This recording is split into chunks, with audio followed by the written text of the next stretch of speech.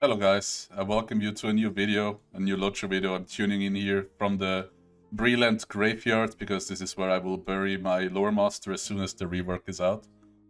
Today's video will be a Loremaster tutorial, basically a complete guide on how I play this class. We will go through all the skill trees, we will go through the skills, allies, gear, and I will gonna show you my top 5-6 builds that I use for PvE and PvP. But honestly, the main reason for this video is basically having some sort of like documentation for the time when this class wasn't completely shit and destroyed by the rework. So yeah, I will looking forward to watching this in a year or two, just for the nostalgic feeling, and maybe some of you as well. I'm gonna give here a big shout out to the SSG developers for a great Loremaster rework which is ahead of us. Thank you for turning this class into another 5-6 keybind fan servers for the lowest IQ and least skilled players. Thank you so much, man. Good job. But before I bury my Loremaster here at the end of this video, let's actually get to the Loremaster guide for now.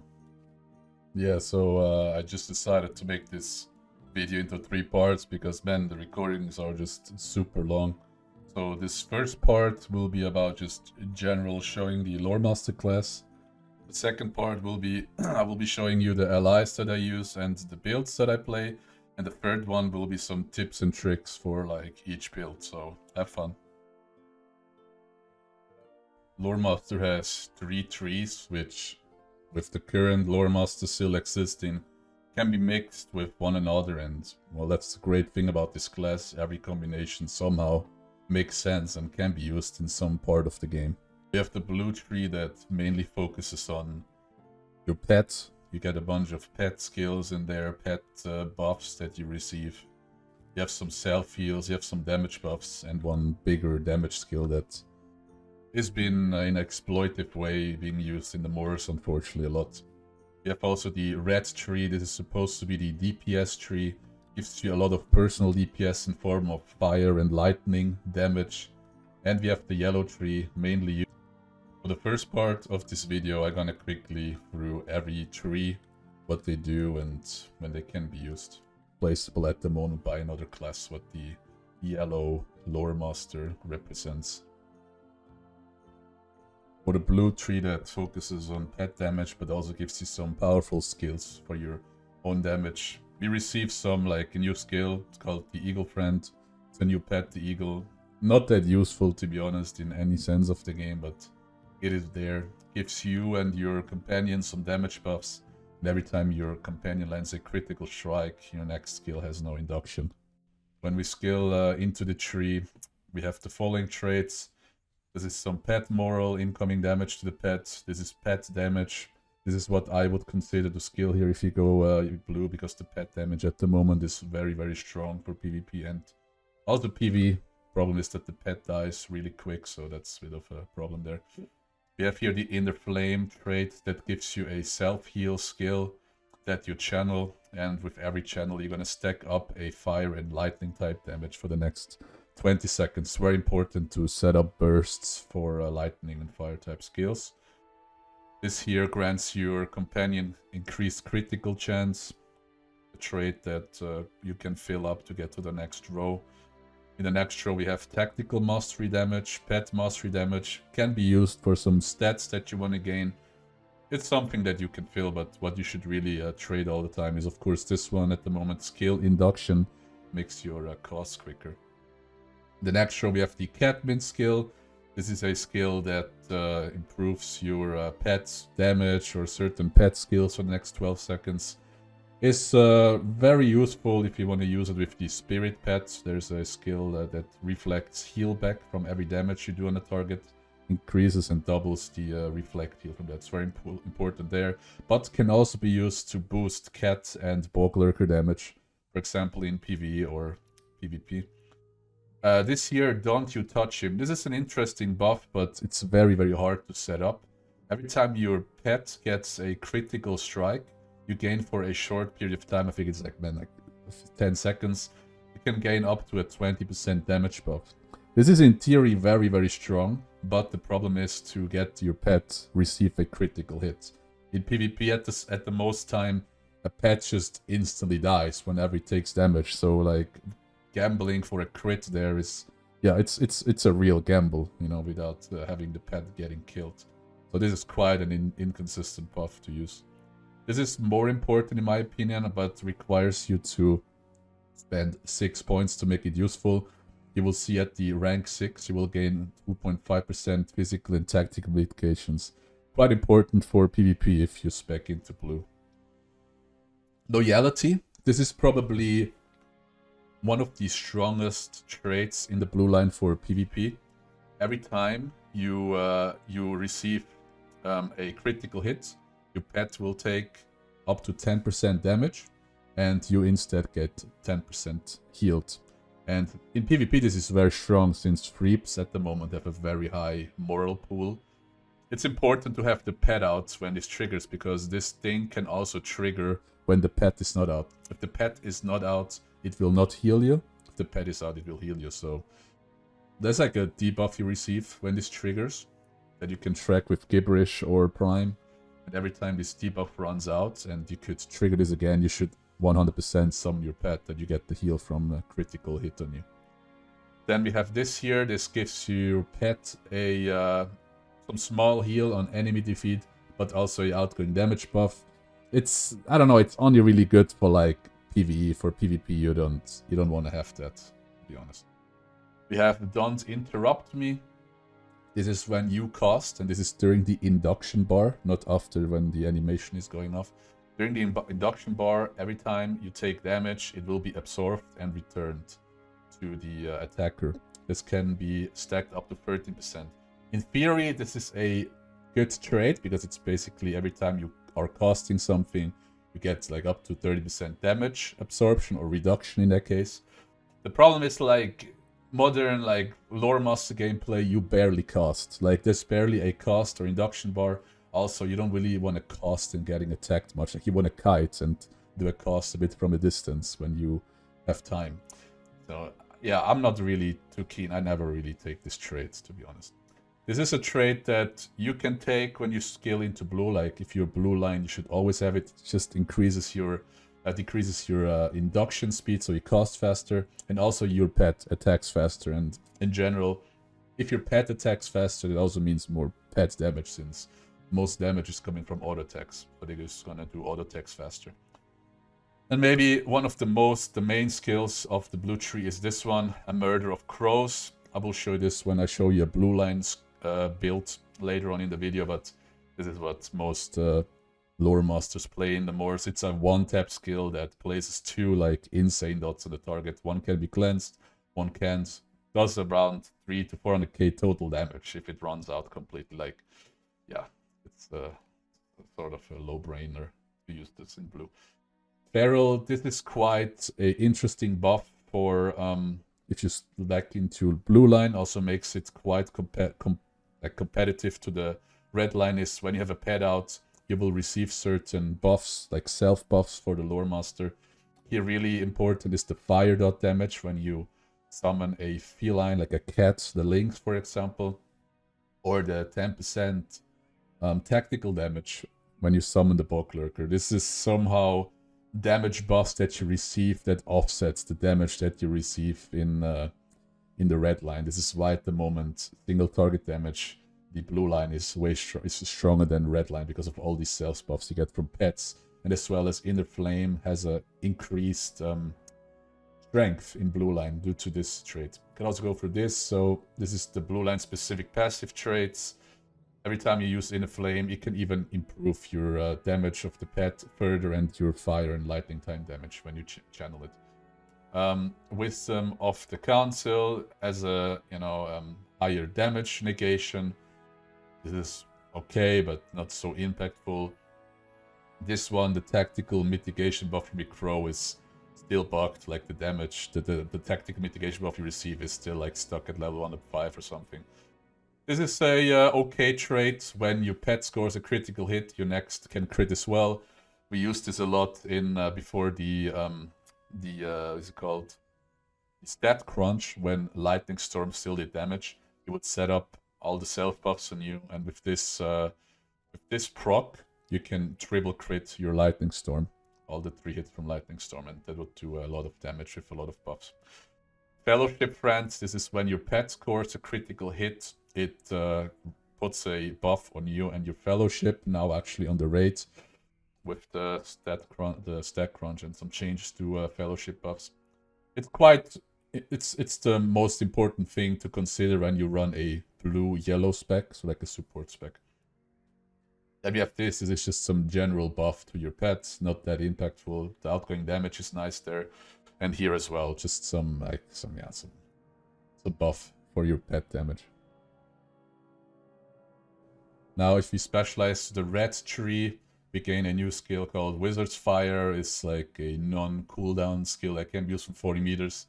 The best time you use this to give yourself, when the pet flanks an enemy, a 10% fire type damage or damage over time buff, but also like if you want to do trades, open world, for like low HP enemies, you can just one-shot everything from like 40 meters. It's pretty strong.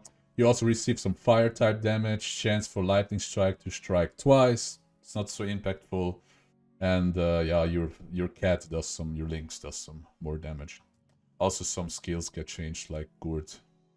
You have your fire type damage, tactical damage, cracked earth damage. This is something I usually almost never skill. Cracked earth, it's not really a damage skill, you use it more for the root. Lightning type damage, that's always something you should max for like that lightning strike damage and lightning storm. You have the lightning storm itself we can unlock here. Honestly, usually I put like 1 point here only, because there's sometimes more important traits to skill than the lightning storm. We have the sword and storm. This can be good for PvE and PvE. For PvP, you want to have here the stun. You can do that every minute when you use your sword and storm. You can stun an enemy. It's like an additional CC for a fight. It's pretty okay. We have Ancient Fire. Probably, I don't know, probably the most useless trait in history, man. Like, you want to spend 5 points for Gust of Wind to tear up an Ember. Like, I never really found a reason to skill this ever. Like, there's just better traits to waste your points on. Then this is a very important trait, the Burning Ember Pulse. You want to for sure put that up to also unlock then the next time we come to that later. Induction reduction, always maxing that out, of course, for faster casting. And this one here, Phantom Off. This is only really good for PvE. I have it on some PvP specs as well. But what it does is when you trigger the stun on an enemy, can be done every minute, you also give yourself a buff where your fire type damage is increased. This is sometimes important to set up a higher Ember damage chain, you know. I'm gonna explain it in the advanced tips about Ember, but it's sometimes important to use this buff to make your Gourd and your Fierce Lightning dots and Ember dots stronger for a burst phase in PvP, for example. Then Dry Kindling. In my opinion, this is a very important trait for PvP. Like, this 30% chance of stacking an Ember twice can sometimes alter your opener on a Reaver in a Spar or something. Like, if you're lucky and you double proc this 2 times in a row, then it's just so much of a help to have an instant tier 4 Ember on the targets. Like, I personally trade this most of the time. I think that is really good. Fierce Lightning, this is a trait you should always max out. Like, this is one of your main damage sources, is this dot. Every time you use a Lightning Strike, unfortunately there is not many anymore, it triggers some sort of dot. You can stack that up to 2 times. So if you have that up 2 times all the time, it generates, like, it's usually the second highest damage source in a parse or Loremaster.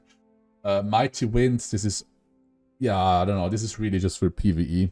Like, it's okay when you want to spread some embers. Unfortunately, it's only a 70% chance. Ring of Fire, absolute trash skill. I never really used this. Can be sometimes used as a filler, but I don't even trade this anymore. It's like neglectable in anything. Nature's Fury, this is the DPS cooldown on the red line.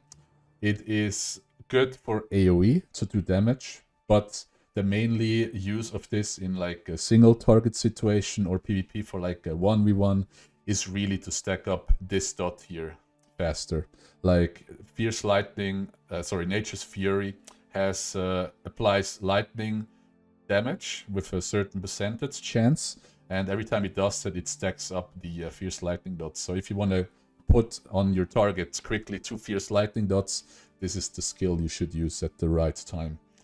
Fire shield, very important trait, gives you a self buff.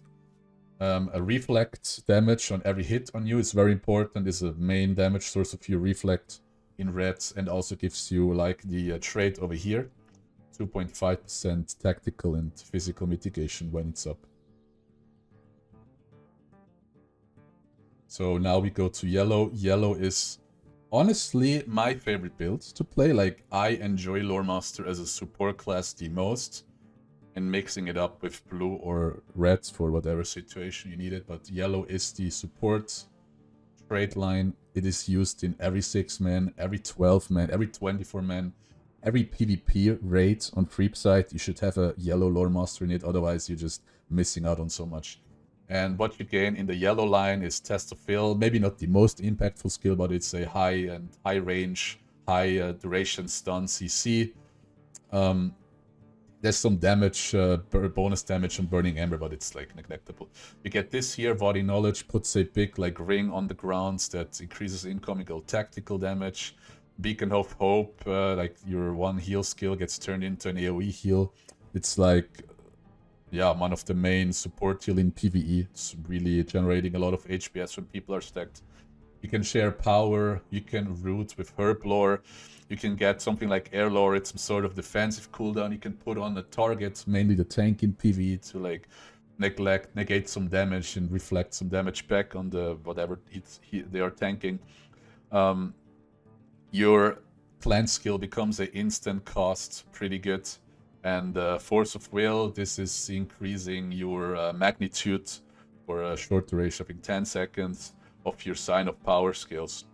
Also, it increases the duration of your lore skills. It's really, really good. Then the yellow line itself, it has some problems, like you need to spend sometimes a lot of points for something marginal, to be honest, but you can start off here by getting Fire Lore, you can increase the Fire Lore debuff magnitude, you get Frost Lore, when you skill it, you can improve its debuff magnitude, you get Storm Lore. This is like, you only put usually 1 point just for the skill that you get it. It's an AoE stun, sometimes useful for like CC moments. This one here should always be maxed if you go into yellow line. It increases your healing, so mainly your Water Lore and your Beacon of Hope, but also, this is the main reason to have this, is every Water Lore stacks a 5% incoming healing buff. This is for raiding, like, crucial, can also be crucial for PvP when someone gets focused. You can stack this up to 3 times, increasing incoming healing on a target to 15%. It's really good to support the actual healers in the raid. This is something I never really get, never skill. It just increases your power share and power drain. Power cost, useless. Those are quite important. It modifies your lores, so that when the lores of the target use a certain elemental skill, it gives a second effect on the target. For example, if fire lore is on the target and you then use a fire skill, it will increase the attack duration of the target. For frost lore, if you put frost lore on a target and you use a fire skill, it will increase the skill induction of a target. This is very important, and this is yeah, quite important to play around with this. This here is basically makes wind lore, spreading these lores to targets around it. This is what you need to get lore's AoE in the situation. Here the same for frost lore.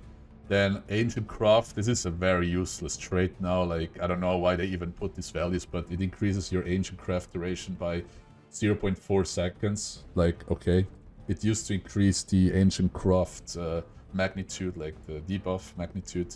Now it's just increasing the the ancient craft duration. It's trash. It's trash. The rank 4 trait gives you 45% more armor, so a bit more like stats. It's okay to do that if you go full, like if you go in the yellow trade line, but it's not really that good anymore. Power restored. I never trade this. Useless. Pleasant Breeze. I never trade it. I sometimes put 1 point just to have a additional skill, but it's useless, man. It heals like 10k, like nobody cares, and you need to proc a crit with Gust of Wind to even unlock it. Like, yeah, this is really important. Disable, increase your stun duration. You know, it's a support spec, and you want to also increase your CCs. This is how you do it. This is even more important. This one, Firm Grasp. this increases the grace period. So basically, you know, have different type of stuns. You have an actual stun, has a fixed duration after that, the stun ends. But you also have like daze and root. And usually when you attack someone that is dazed, the daze will end, right? Same with root. But with this trait, if a dazed target gets attacked, it gets stunned for another 3 seconds, or dazed for another 3 seconds. So basically, it increases your daze and root duration. So that's really powerful, especially for PvP. Then we have here a reduction for skill induction. Always skill induction should be skilled. Like it's very important to cast faster as a Loremaster. And then the Ancient Master, this is some sort of cooldown that enables you to make Fire and Frost lore AoE. And this is quite important for like PvP when you fight a big crate or a big raid, or you see like a Zerg ahead. You want to debuff them fast. This one with combination of like wind lore spreading debuffs, you can stack up lores on like 20 targets very easily with this. It's quite important for that reason. This one is like the main trait for the yellow tree. Always should be skilled. It makes all your main debuff skills stronger for a few seconds. Like Ancient Craft, the rend effect that you apply on it will become stronger for 10 seconds. Seal Ends and Command will become stronger for 10 seconds. This is very important to skill. Yeah, thank you for watching this first part of this 3-video series. In the next part, I will show you my legendary items and the builds that I play. So see you there, and yeah, thanks for watching.